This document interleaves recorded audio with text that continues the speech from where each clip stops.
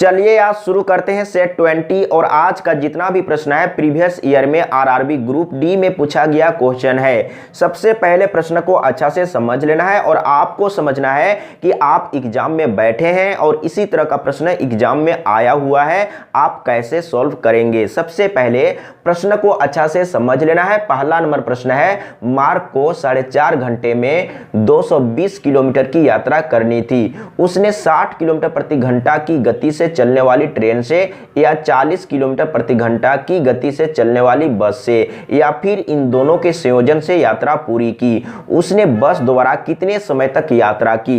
यहां पर नीचे लिखा हुआ है उसने बस द्वारा कितने समय तक यात्रा की, यानी कि दोनों के द्वारा यात्रा किया है, ट्रेन के द्वारा भी यात्रा किया है और बस के द्वारा भी यात्रा किया है। इसीलिए आपसे पूछ रहा है उसने बस द्वारा कितने समय तक यात्रा की। तो आपको मान के चलना है, मान के चलते हैं बस के द्वारा x घंटा तक यात्रा किया और टोटल समय दिया हुआ है 4.5 घंटा। तो ट्रेन के द्वारा कितना समय तक यात्रा किया, यानी कि टोटल में माइनस करेंगे x घंटा। समझने का कोशिश कीजिएगा, बहुत ही आसान है। तो 4.5 घंटा में माइनस करेंगे x घंटा। एक बार अच्छा से सीखना है, समझना है, फिर कभी कोई दिक्कत नहीं होगा। और टोटल दूरी दिया हुआ है 220 किलोमीटर। अब क्या करेंगे, तो बस द्वारा और ट्रेन के द्वारा दोनों के द्वारा चला गया दूरी को निकालेंगे और जोड़ देंगे।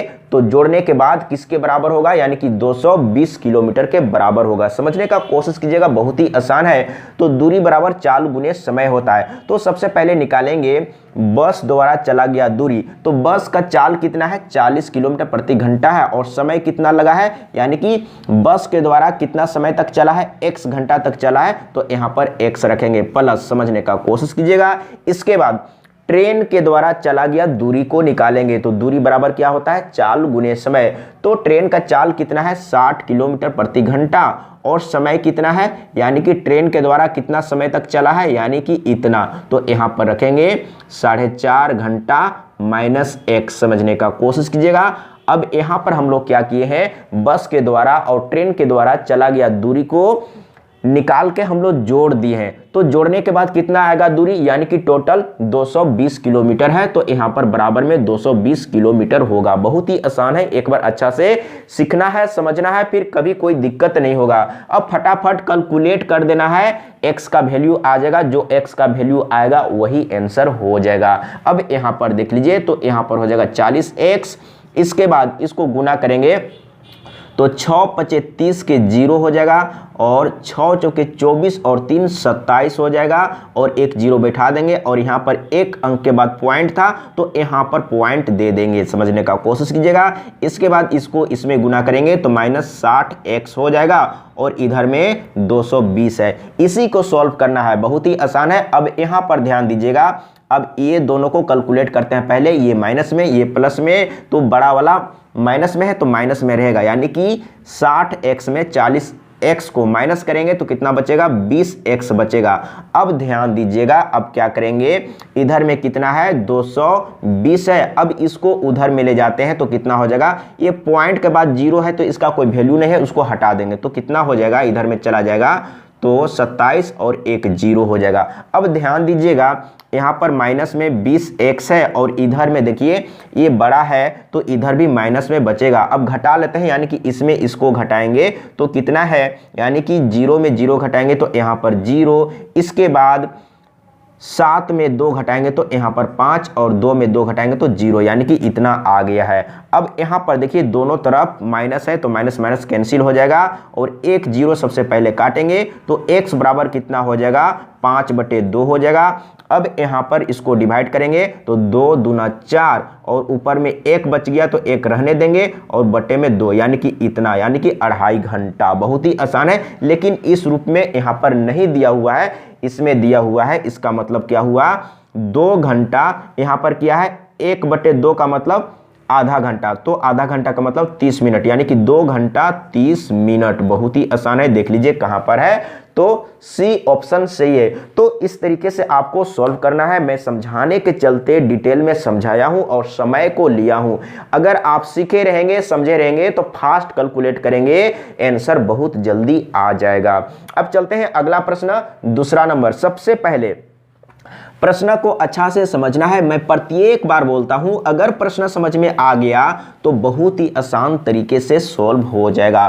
तो दूसरा नंबर प्रश्न में क्या बोल रहा है, और आज का जितना भी प्रश्न है बीबीआई प्रश्न है और इसी तरह का प्रश्न एग्जाम में आता है और ये आया हुआ है। आपको समझना है कि आपके सामने एग्जाम में इस तरह का प्रश्न आया हुआ है, आप कैसे सॉल्व करेंगे। एक जूट बैग को 45 रुपया में खरीदने पर अस्मिता को 20% का लाभ अर्जित करने के लिए जूट बैग का विक्रय मूल्य क्या होना चाहिए। देखिए, लिखने का अलग अलग तरीका है। इसमें क्या दिया हुआ है, क्रय मूल्य दिया हुआ है और लाभ प्रतिशत दिया हुआ है और विक्रय मूल्य ज्ञात करना है। समझने का कोशिश कीजिएगा। तो जब सेलिंग प्राइस निकालते हैं यानी कि विक्रय मूल्य निकालते हैं, तो सबसे पहले आपको क्रय मूल्य लिख लेना है। क्रय मूल्य का समझने का कोशिश कीजिएगा। क्या करेंगे, 20% का लाभ हुआ है तो 100 प्लस 20 करेंगे तो 120, यानी कि क्रय मूल्य का 120%। इस तरीके से आपको समझना है। अगर आप समझ लेंगे तो डायरेक्ट कैसे लिखेंगे, आपको इतना नहीं लिखना है। अगर आप डायरेक्ट लिखना चाहते हैं तो इसी को आप लिखते हैं, यानी कि 120/100। बहुत ही आसान है। अब इसी को कैलकुलेट करेंगे, आंसर आ जाएगा। तो देख लीजिए, सबसे पहले एक 0 यहां से काटेंगे, इसके बाद इसको काट लेते हैं 2 से, तो 5 दूना 10 हो जाएगा, यानी कि 2 से काटे हैं तो 2 पचे 10 और 2 से 2 छक 12। अब 5 से इसको काटते हैं तो 5 9 45 और 9 छक 54। देख लीजिए, बहुत ही आसान तरीके से आ गया है। तो कहां पर है 54, यानी कि सी ऑप्शन सही है। अगला प्रश्न तीसरा नंबर। सबसे पहले प्रश्न को अच्छा से समझ लेना है। मोनिका के पिता की आयु मोनिका के जन्म के समय 38 वर्ष थी, जब उसकी मां की आयु उस समय 36 वर्ष थी। जब उसकी 4 वर्ष छोटी बहन का जन्म हुआ था, उनके माता पिता की आयु के बीच अंतर क्या है। समझने का कोशिश कीजिएगा।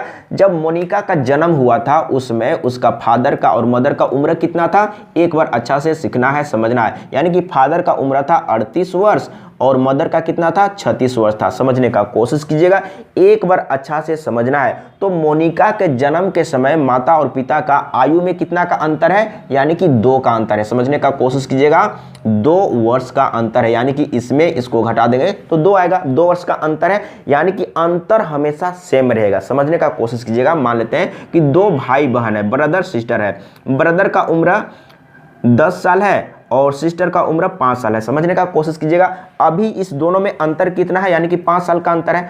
अब आपको समझना है 5 वर्ष बाद अगर इसमें 5 जोड़ देंगे, इसमें भी 5 जोड़ना पड़ेगा। 5 वर्ष बाद में चले जाएंगे तो दोनों में 5 जोड़ना पड़ेगा। तो 5 वर्ष के बाद मतलब भाई का उम्र कितना हो जाएगा, 15 और बहन का हो जाएगा 10, यानी कि यहाँ पर भी अंतर कितना आ रहा है, 5 आ रहा है। तो एक चीज आपको अच्छा से समझना है, आपको ट्रिक के पीछे नहीं भागना है, कॉन्सेप्ट को समझने का प्रयास कीजिएगा। अगर आप कॉन्सेप्ट नहीं सीखेंगे, नहीं समझेंगे तो आप प्रश्न में फंस जाएंगे। समझने का कोशिश कीजिएगा। अगर कॉन्सेप्ट समझ लेंगे तो आप किसी भी प्रश्न को बहुत ही आसान तरीके से सॉल्व कर सकते हैं। अब समझने का प्रयास कीजिएगा। जैसे मोनिका के जन्म के समय माता और पिता का आयु में अंतर 2 वर्ष है, तो अब 5 साल बाद का अंतर पूछेगा या 10 साल बाद का अंतर पूछेगा, या यहाँ पर क्या पूछा है, जबकि उसकी माँ की आयु उस समय 36 वर्ष थी जब उसकी 4 वर्ष छोटी बहन का जन्म हुआ, यानी कि 4 वर्ष बाद। तो 4 वर्ष बाद तो 4 इसमें भी जोड़ेंगे, 4 इसमें भी जोड़ेंगे, तो अंतर जब करेंगे तो अंतर हमेशा 2 वर्ष ही आएगा। समझने का कोशिश कीजिएगा, बहुत ही आसान है। जैसे मैंने यहाँ पर समझाया ब्रदर और सिस्टर का, जैसे वर्तमान में आयु ब्रदर का इतना है, सिस्टर का इतना है। 5 वर्ष बाद यानी कि 5 दोनों में जोड़ना होगा तो 5 वर्ष के बाद इतना आ गया, तो इसमें भी अंतर उतना ही है, यानी कि अंतर हमेशा सेम रहेगा। तो यहाँ पर मोनिका के जन्म के समय माता और पिता का आयु में अंतर 2 वर्ष है, तो उसकी 4 वर्ष छोटी बहन का जब जन्म होगा उस समय भी माता और पिता का आयु का अंतर 2 वर्ष ही रहेगा। तो देख लीजिए कहां पर है, यानी कि ए ऑप्शन सही है। अगला प्रश्न 4 नंबर। सबसे पहले प्रश्न को अच्छा से समझ लेना है। दूध की कीमत 20% बढ़ गई है, व्यय को उतना ही रखने के लिए वर्तमान उपभोग में कितनी कमी करनी होगी। बहुत ही आसान है, समझने का कोशिश कीजिएगा। मैं बहुत बार बता चुका हूं। तो 20% बढ़ गया है तो आपको क्या करना है, ऊपर में 20 रखना है और नीचे में वृद्धि हुआ है तो 100 प्लस 20 करेंगे तो यहाँ पर बटे में 120 और गुने में 100 रखेंगे, आंसर आ जाएगा।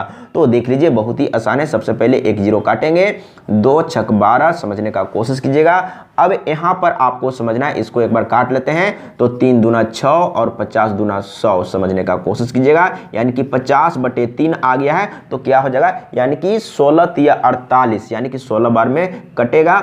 और कितना बच गया है, 2 बच गया है तो 2 ऊपर में रहेगा और नीचे में 3 रहेगा। देख लीजिए कहीं पर होगा, यानी कि 16.2/3% का कमी करना होगा। तो इसमें क्या बोल रहा था, उपभोग में कितनी कमी करनी होगी, तो 16.2/3% कमी करना होगा। तो कहां पर है, डी ऑप्शन सही है। डी ऑप्शन में लिखा हुआ है 16.2/3%। बहुत ही आसान था।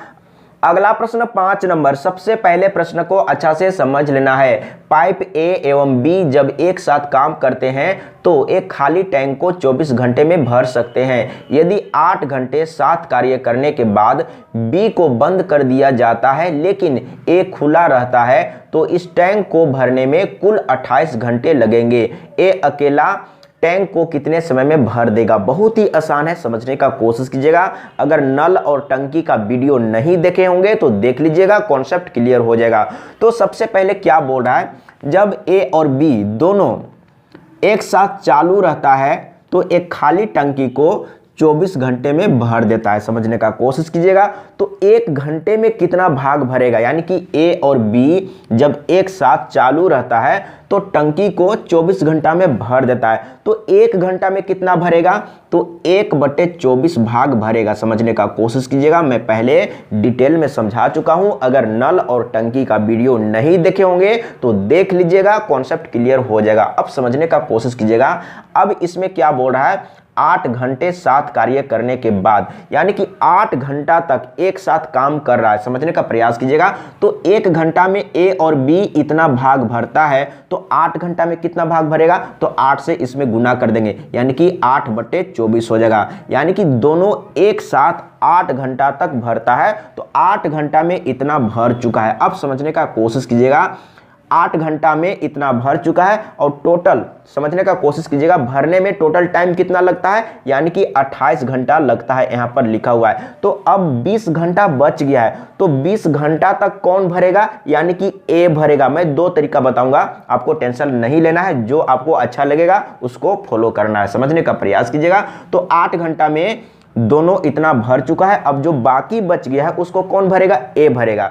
तो अब समझने का कोशिश कीजिएगा, मान के चलते हैं कि ए घंटा में 1/a भाग भरता है, तो अब कितना समय बच गया है, 8 घंटा तक यहाँ पर दोनों इतना भर चुका है और टोटल 28 घंटा में भरता है तो 20 घंटा बच गया है। अब मान के चलते हैं कि 1 घंटा में 1/a भाग ए भरता है तो 20 घंटा में कितना भरेगा, तो 20 से यहाँ पर गुना कर देंगे और बराबर में 1 आपको लेना है, यानी कि पूरा टंकी भर गया, इसका मतलब आपको बराबर में 1 लेना है। समझने का कोशिश कीजिएगा, बहुत ही आसान है। मैं 2 तरीका बताऊंगा।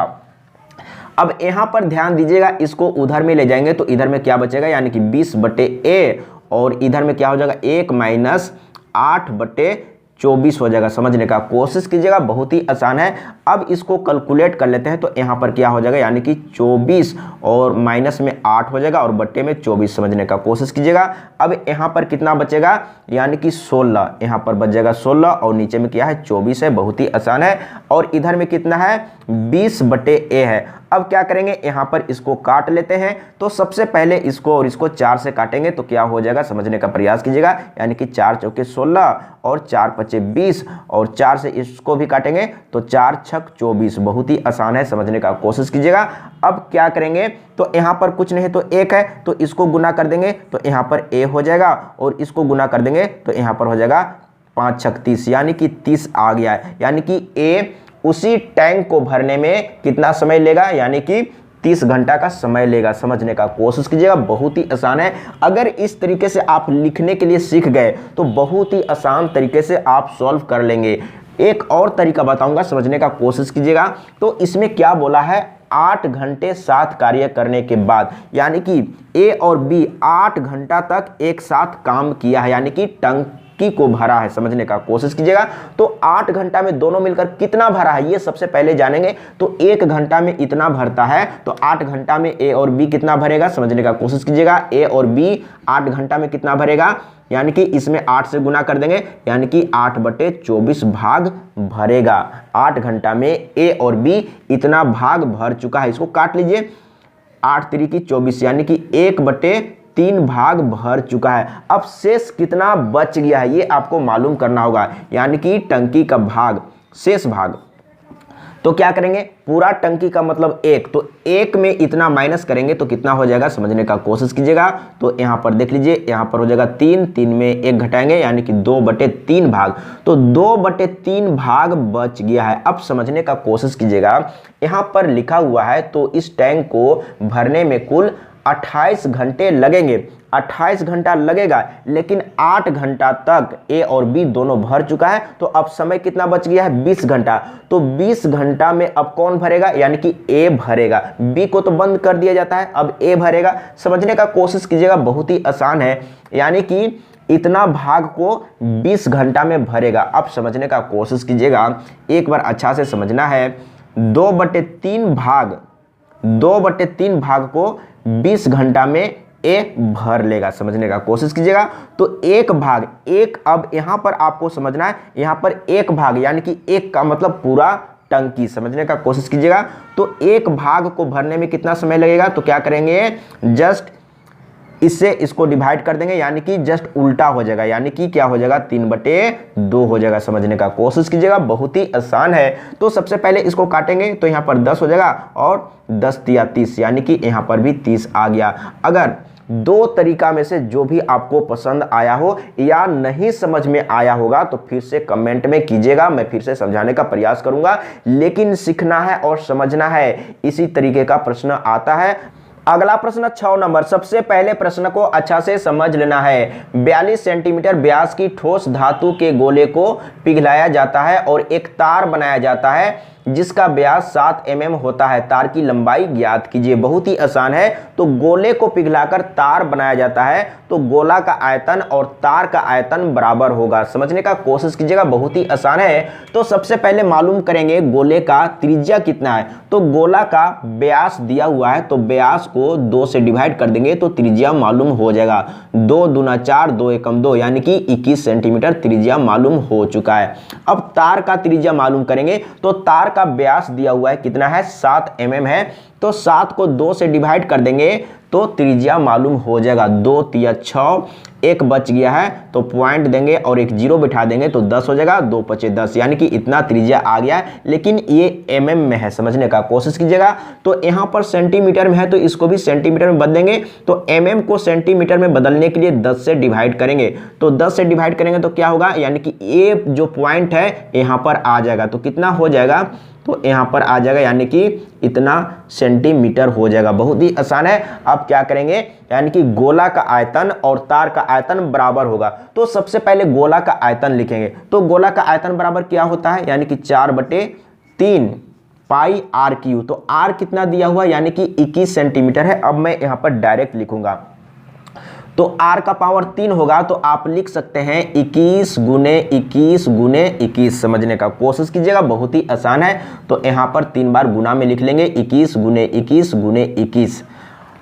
अब इधर में बेलन का आयतन लिखेंगे। तो बेलन का आयतन क्या होता है, यानी कि पाई आर स्क्वायर एच होता है। समझने का कोशिश कीजिएगा, बहुत ही आसान है। तो बेलन का आयतन क्या होगा, पाई आर स्क्वायर एच।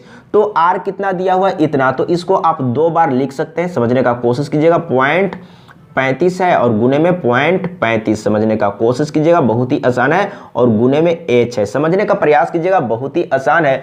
तो सबसे पहले क्या करना है, ये पॉइंट को हटा देना है। एक बार अच्छा से सीखना है। और सबसे पहले ये पाई और ये पाई दोनों तरफ है तो कट जाएगा। तो यहाँ पर कितना है, 4/3 है। और यहाँ पर गुने में 21, फिर से गुने में 21, फिर से गुने में 21 है।